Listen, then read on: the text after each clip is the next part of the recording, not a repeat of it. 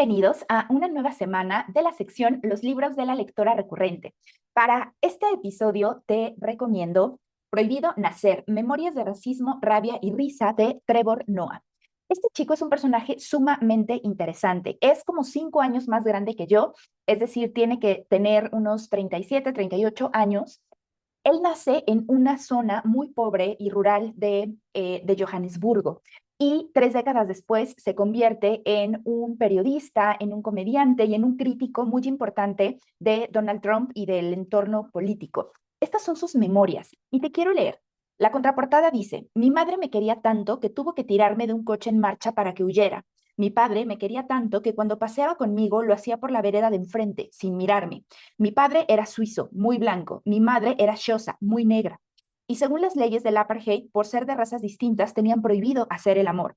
Pero al parecer lo hicieron, porque nací yo, lo peor que podía haber hecho. Desde ahí me llamó mucho la atención cuando lo vi en la librería. Tiene varios premios, la edición está súper cuidada. Y dije, a ver, ¿qué es esto? ¿Qué es esta historia? ¿A qué me voy a encontrar?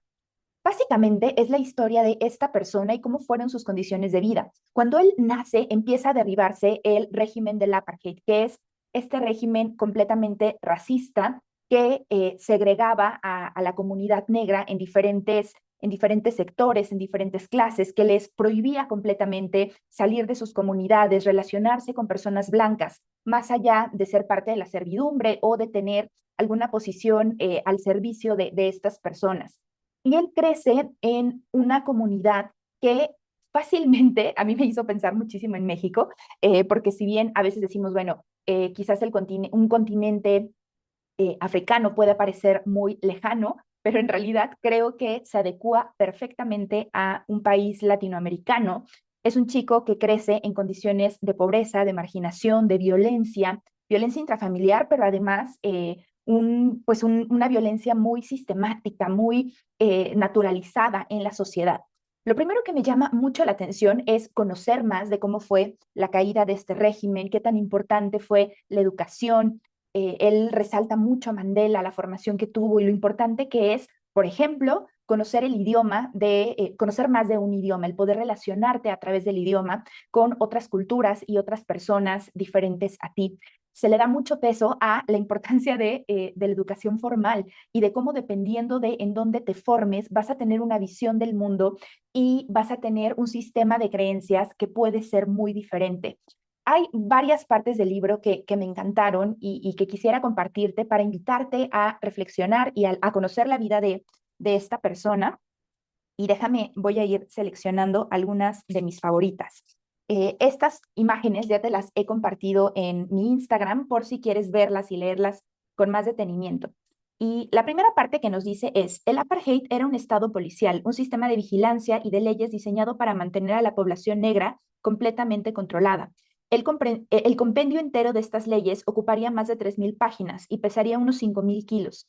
Pero el meollo del asunto debería ser fácil de entender para cualquier americano. En América se produjo el traslado forzoso de los nativos a las reservas, a lo que hay que sumar la esclavitud, después la segregación. Pues imagínate esas tres cosas aplicadas a un grupo de gente, y las tres al mismo tiempo.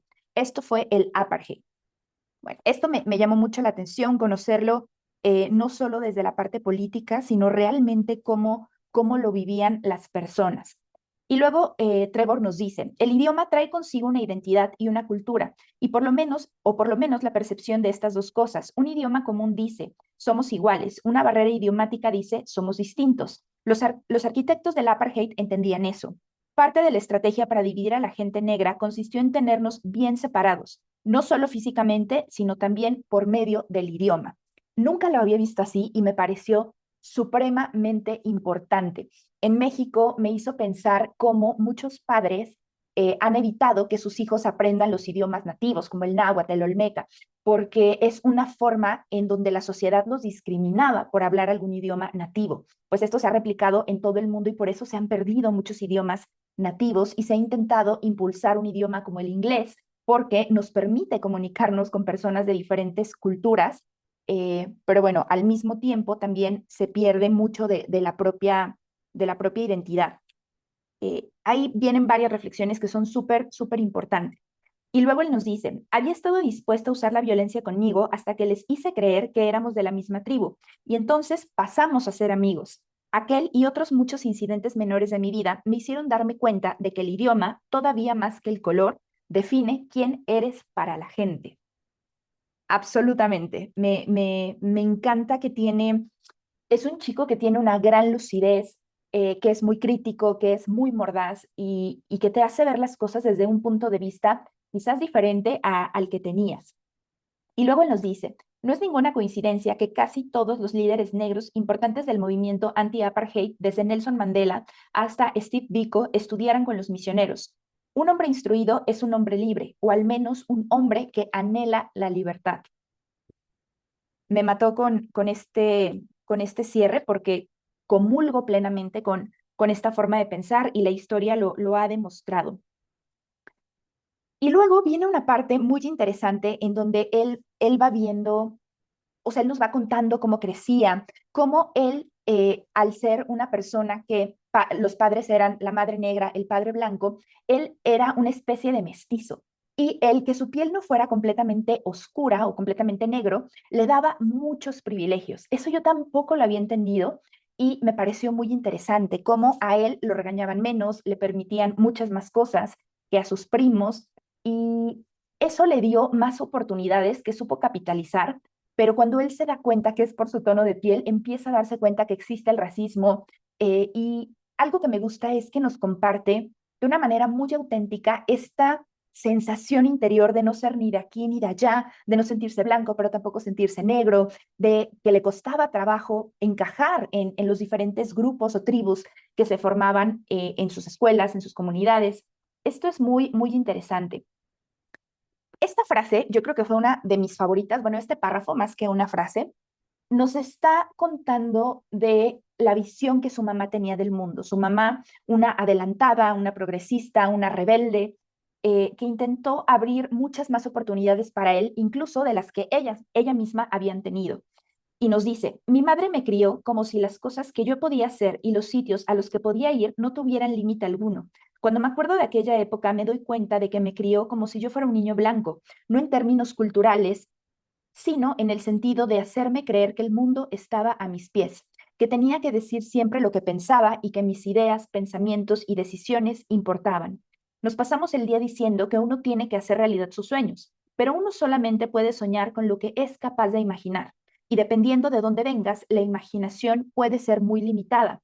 Si crecías en el Soweto, tu sueño podía ser construir una habitación en tu casa o tener una entrada para coches y quizás algún día una verja de hierro forjado al final del camino para coches, porque era lo único que conocías. Los escalones superiores de lo posible, en cambio, estaban fuera del mundo que podías ver. Mi madre me enseñó lo que era posible y lo que siempre me asombraba de su vida era que a ella eso no se lo había enseñado nadie. A ella no la había elegido nadie. Lo había hecho todo por ella sola. Había encontrado su camino a base de voluntad pura. Díganme si esto no es una joya. Algo que me gusta mucho de su historia es la relación que tiene con su madre. Nos cuenta cómo todo el tiempo eran un equipo, cómo ella con sus propias posibilidades intentó darle una buena vida a él, darle libertad, darle educación, pero también la mamá que estaba inmersa en un mundo violento, con parejas, que abusaban de ella y que al mismo tiempo ella sentía que no tenía posibilidades de salir. También una mamá profundamente religiosa y esto me generaba mucho conflicto porque por un lado, él se daba cuenta que había cosas que no estaban bien de tanta religiosidad, pero al final de la historia, él termina dándose cuenta cómo la fe de su mamá hizo muchas cosas también por ella y también le permitió sobreponerse a la adversidad. Eso me pareció bastante interesante, una relación muy, muy, muy bonita. Luego nos cuenta cómo fue la relación con su papá, cómo terminan buscando una reconciliación, un acercamiento. Su mamá le dice, tienes que buscar a tu padre, porque si no lo buscas, no vas a poder terminar de cerrar esa historia y conocerte de una manera un poco más profunda.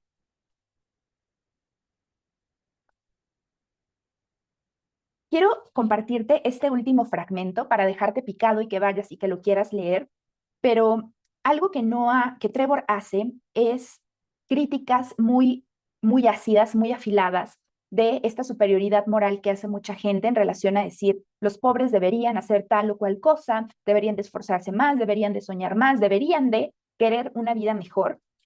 Y él nos dice, la gente siempre está dando sermones a los pobres. Responsabilízate de ti mismo, sal adelante en la vida. Pero ¿con qué materias primas van a salir adelante los pobres? A la gente le encanta decir, dale un pez a un hombre y comerá un día. Enséñale a pescar y podrá comer toda su vida. Lo que no te dicen es, y estaría muy bien que también le regalaras una caña de pescar. Esa es la parte del dicho que siempre falta. Trabajar con Andrew me permitió darme cuenta por primera vez en mi vida de que es necesario que alguien del mundo privilegiado venga y te diga, ten, esto es lo que necesitas y así es como funciona. El talento por sí solo no me habría llevado a ninguna parte si Andrew no me hubiera regalado la grabadora de CD. La gente dice, bah, es una limosna. Pues no, seguía teniendo que trabajar para sacarle provecho, pero sin ella no habría tenido nada que hacer. Ahí nos está contando cómo él empieza a emprender su negocio, básicamente un negocio de piratería. Estaba replicando discos de música, los vendía, luego se convirtió en DJ y hacía fiestas. Es súper interesante la vida de este chico. Al final de su narración me quedo como muy intrigada de saber qué más pasó en su vida. Me fui a meter a redes y fue muy grato conocer otras partes de su historia, porque él termina su biografía siendo todavía bastante joven, después de un momento muy crítico con su mamá, una situación de salud muy, muy delicada, muy violenta, y cierra ahí un poco la narración con las reflexiones finales, con un poco dar la esperanza de un futuro que quería construir y también de una mayor conciencia de que había muchas cosas que no estaban bien.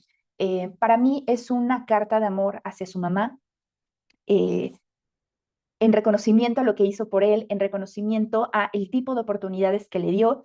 Es una biografía que me conmovió, de la que marqué muchas cosas. Al final de la historia me hizo llorar. Estaba en un café y yo me veían raro y dije, no me importa porque yo lo estaba terminando y lo estaba sintiendo súper intensamente. Creo que te va a aportar una visión interesante de la pobreza, del racismo, de la marginación. Y en este tiempo de polarización electoral que estamos viviendo en México, creo que es un libro que te va a hacer reflexionar muchísimo eh, y que te va a gustar. Así que te lo recomiendo, te lo dejo por acá. Te recuerdo que en Instagram te dejé más imágenes de algunos fragmentos que me gustaron, pero como siempre te invito a que vayas, a que explores, a que generes tu propio criterio y a que sigas disfrutando de la lectura. Me encuentras en todas mis redes como @JamHerreraCoach. Te mando un beso y nos vemos en el próximo episodio.